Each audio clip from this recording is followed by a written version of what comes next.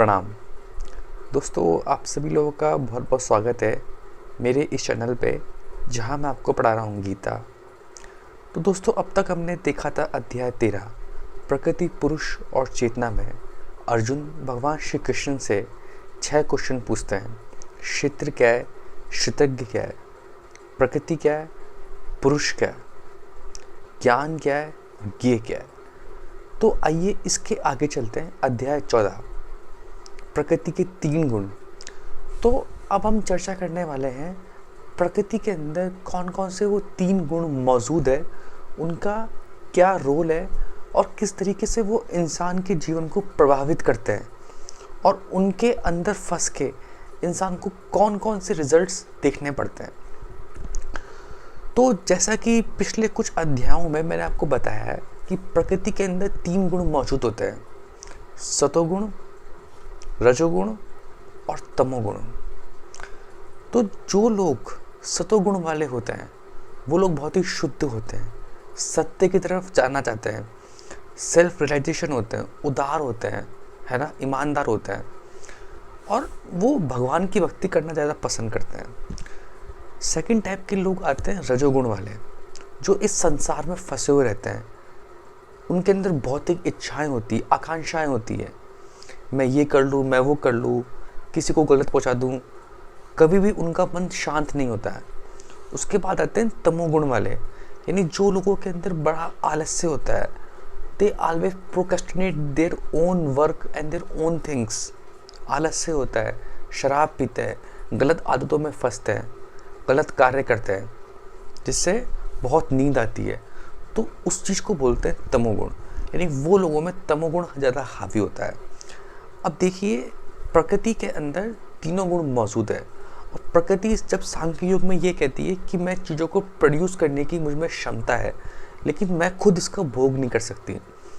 तो जो पुरुष है वो आता है इस प्रकृति में और वो फिर इस प्रकृति का भोग करता है और चीज़ों को प्रोड्यूस भी करता है। तो जैसी उसकी इच्छा होती है, प्रकृति के साथ वो उसी टाइप में कनेक्ट होता है और उसके अंदर ऐसा गुण आता है। तो अब चर्चा करते हैं सतोगुण की। तो एग्जाम्पल के तौर पर मैं आपको समझाना चाहूँ, रामायण में रावण था, कुंभकर्ण था और विभीषण था। तो इन तीनों के जीवन को देख के आप मुझको बता सकते हैं कि सतोगुण क्या है, रजोगुण क्या है और तमोगुण क्या है। तो जो रावण था वो राष्ट्रिक एक्टिविटी यानी सांसारिक एक्टिविटी में ज़्यादा व्यस्त था, है ना। उसके बाद आता है कुंभकर्ण, जो हमेशा सोता रहता था, खूब खाना, खूब पीना और 6 महीने तक खूब मस्त मार के सोना। तो वो कौन है, वो तमोगुण में आता है।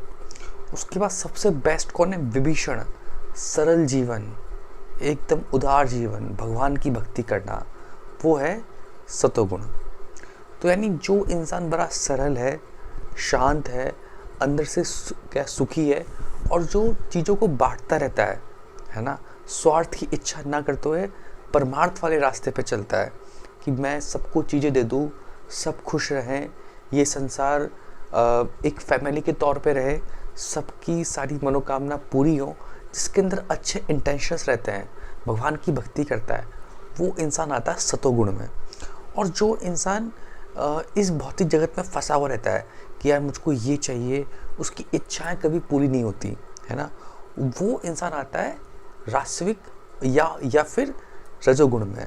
और तीसरा ऐसा इंसान है तमोगुण वाला, जो हमेशा सोता रहता है, चीज़ों को टालता रहता है, बहुत डर में रहता है, कुछ नहीं करता भी है तो मूर्खतापूर्ण वाली बातें करता है या फिर गलत कार्य करता है, गलत आदतें रहती है, शराब पीना, लड़कियों के साथ छेड़ा और गलत एक्टिविटी करना। इस जो समाज है उसके अंदर उद्यम मचाना, गलत कार्य की तरफ आगे बढ़ना और किसी के प्रति हिंसा वाले भाव को रखना, है ना, मांस लेना, नॉनवेज खाना। तो इस टाइप के जो लोग होते हैं, जो खूब सोते हैं, उस टाइप के लोग होते हैं तमोगुण वाले।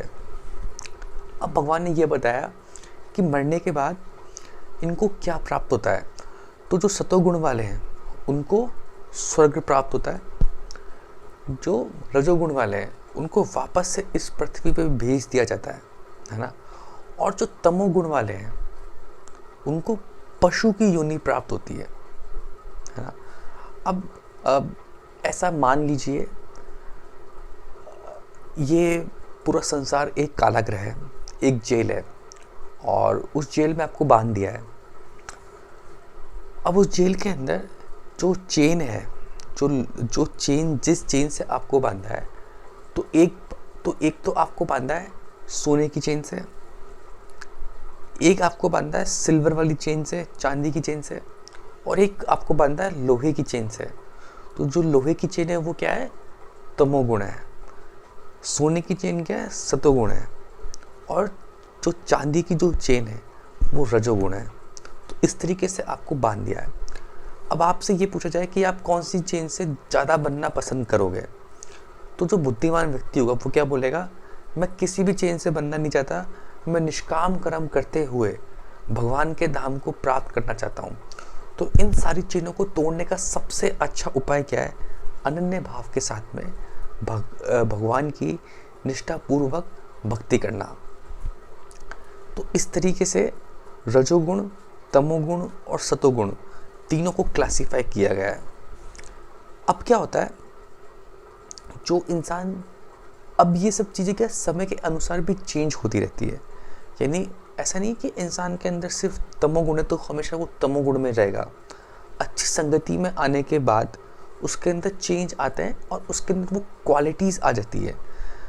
मेडिटेशन के द्वारा, है ना, मेडिटेशन के द्वारा हम अपने जीवन में सतोगुण को बढ़ा सकते हैं, तमोगुण को बहुत घटा सकते हैं, और रजोगुण हमको कुछ लिमिटेड अमाउंट में चाहिए।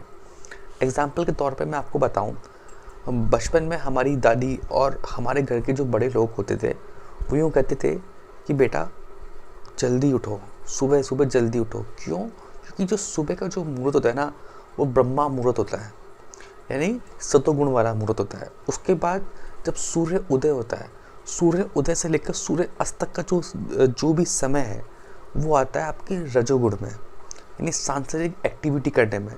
आपको वो चाहिए, आपको ये चीज़ करनी है, उससे आपको पैसे लेना है। कुछ गलत लोग होते हैं वो यूँ सोचते हैं कि मुझको इसका बुरा करना है। जो भी आपकी जो वर्ल्ड की जो एक्टिविटीज़ होती है उसमें। और जो रात का जो समय होता है, सूर्य अस्त के बाद का समय, वो आप ज़्यादातर खाने पीने में, अमोद प्रमोद में, या फिर आप सोने में पूरा व्यतीत करते हो। तो उस टाइम को भी क्लासीफाई करा गया है ना। इस पे एक अच्छी सी कहानी है, और एक एग्जांपल के तौर पे मैं आपको और इसमें डीपली समझाना चाहूँगा। मान लीजिए 3 भाई है ना, और एक का नाम सतोगुण है, मतलब सत्तो है ना। दूसरे भाई है जो उससे छोटा है, उसका नाम है रज्जो, और जो तीसरा भाई है उसका नाम है तम्मो। तो वो तीनों क्या है, उनका काम है टोपी बेचना। तो तीनों के तीनों क्या है, एक बार एक जंगल में होते हुए जाते हैं।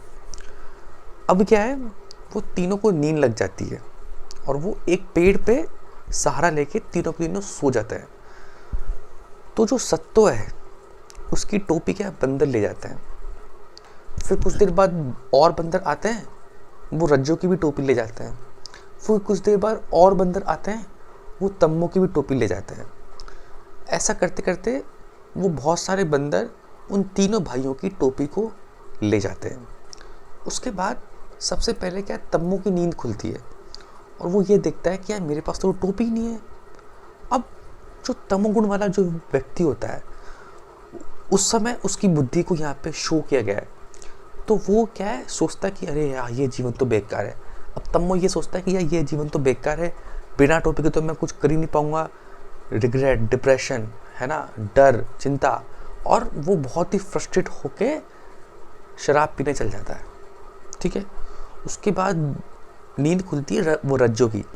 तो रज्जो ये देखता है कि यार उसके पास तो कोई टोपी नहीं है। तो वो क्या करता है, पास में भाटे हुए पड़े रहते हैं भाटे, तो उन भाटों से क्या है बंदर को मारता है।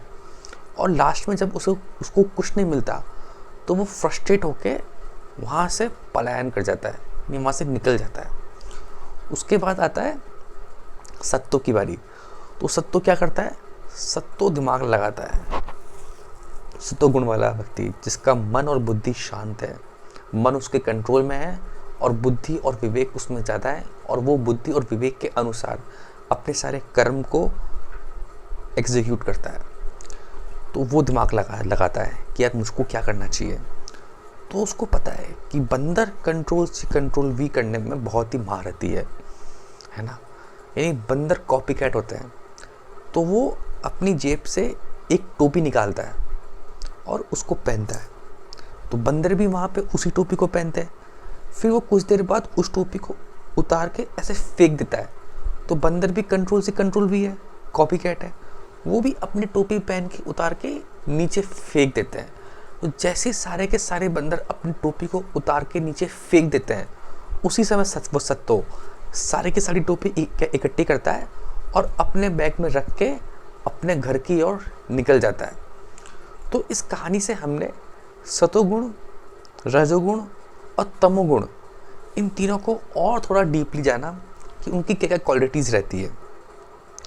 तो भगवान यूँ कहते हैं कि जो अनन्य भाव से मेरी भक्ति करता है उसको निष्काम कर्म कहा जाता है। तो उससे आपको ना तो सतोगुण मिलता है, ना रजोगुण मिलता है, ना आपको उससे तमोगुण मिलता है।